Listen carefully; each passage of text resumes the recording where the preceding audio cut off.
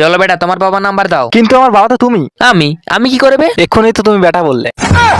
আবে মানে তোমার বাবার নাম্বার দাও। আচ্ছা, এভাবেই বলতে হতো তো। ফোনটা আমাকে দাও, আমি লাগিয়ে দিচ্ছি। এই নাও। এই নাও।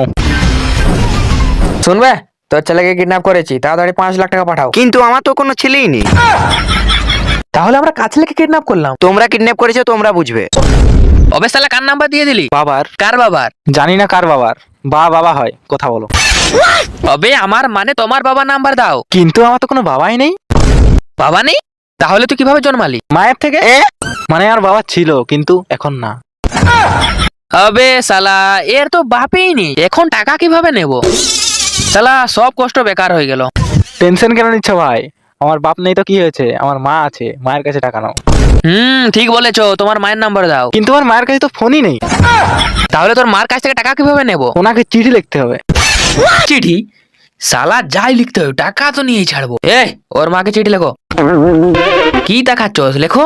তুমি লেখো, আমি তো মূর্খ। তো শালা আমি কোথায় পড়াশোনা করেছি? আমাদের টিমে কেউ পড়াশোনা করা আছো? আমি পড়েছি। এখানে পড়তে হবে না, লিখতে হবে। হ্যাঁ, লিখিয়েছি। ঠিক আছে, তাহলে লেখো। হ্যাঁ, কি লিখবো? ওটাই লেখো যেটা পড়েছো। তো হ্যালো গাইস, আপনারা যদি পার্ট 2 দেখতে চান তো কমেন্ট করুন। পার্ট 1 যদি ভালো লাগে তো একটা লাইক, একটা কমেন্ট, শেয়ার করে দিবেন।